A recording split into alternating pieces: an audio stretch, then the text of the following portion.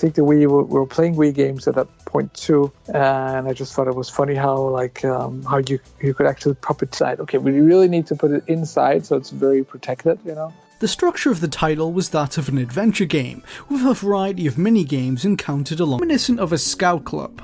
A set of pins was going to be included in the box, and upon reaching a certain milestone in the game, players would secure a publishing deal. American publisher Majesco, known for releasing such titles as Psychonauts and Blood Rain, signed with Zoink to bring Wii. They got to work assembling a trailer for the game, designed to grab the attention of players and publishers alike. The video was released on their website in early November 2000. Plans to sell the toy as a separate item to the game, but have the two placed next to each other on store shelves. The two combined were expected to be priced. It's almost like buying the tennis game, and that's it. And then they bought a lot of consoles, but there wasn't a lot of people buying actual titles. With publisher confidence in the Wii, it would even be like maybe it's like a little squishy kind of doll instead of being actually a plush toy, you know, something like that. Mm-hmm. But at the moment, we're just like anything they have. Yeah. Master Sword that they created just to fling it around, just to see, you know, when they lived out what Link that doesn't include. Yeah. Okay. No, just their published first party games. But still, it'd be so sweet to just carry that around and me call up Sakurai. That's something I think would be super cool. Well, first let me tell you cartridges. I think NES boxes are super pretty. The fact that they're just so plain, right? They're so he's the kind of guy that would the date was supposed to be, or the day was supposed to be for 3 hours, and it'd be 32 hours. You just have no sleep, nonstop talking, because he's just such a wealth of information. And I want to play whatever capacity that exists in. I want to play that.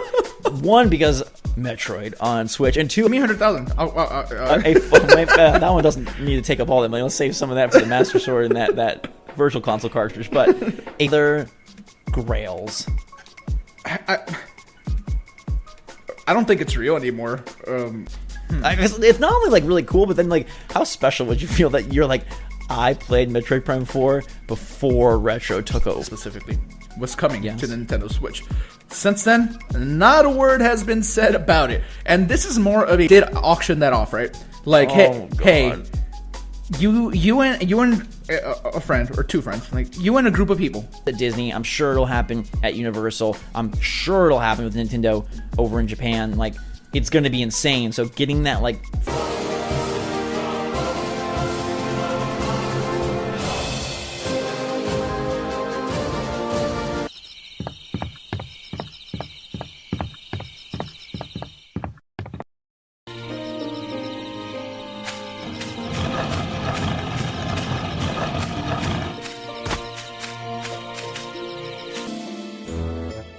Come on.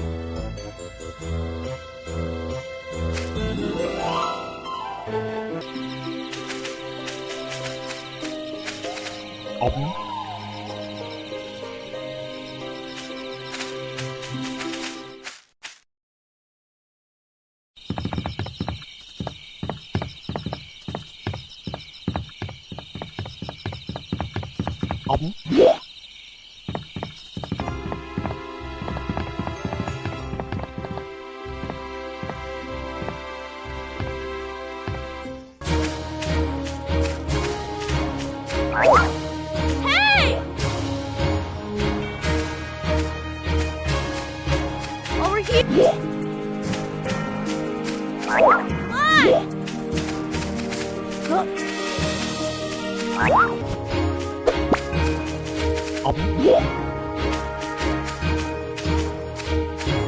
Para a alegria de toda a comunidade gamer, a Nintendo decidiu trazer os 3 jogos para os Estados Unidos. Então, em 16 de abril de 2003, começa a se transformar em um monstro. Mávida então explica que a única maneira de acabar com isso e impedir Helena de virar um monstro completo é comendo a carne dos mestres, que são seres mostrando os eventos por trás da criação das 13 torres e da cicatriz. O jogo possui 6 finais no total e tudo dependerá de uma das coisas que eu mais aqui se assemelha um pouquinho a Super Mario Galaxy. Dentro das torres temos um ponteiro na qual nos ajudará a manusear a corrente de oráculos. Mirando com o ponteiro, podemos prender a corrente... Não vou conseguir nunca. Pois é, alguns mestres me estressaram um pouco. As batalhas com os mestres são todas criativas e desafiantes. A música é empolgante. Ouvir Helena cantar também é emocionante. japoneses, e o último episódio deles foi The Last Story para o Wii. Foi meio polêmico porque foi lançado no Japão a um bom canal japonês, ou seja, espere longas e longas horas de jogatina. As batalhas são em tempo real, mas ele traz um sentimento de nostalgia muito grande dos Final Fantasy da época do Play 1. Então, quem é fã, muita gente tem Wii, e no YouTube é difícil você encontrar vídeos dedicados ao Wii. Então, como é um jogo que eu esperava muito, obviamente que eu tinha que dar. Então a mecânica é de RPG como em qualquer outro.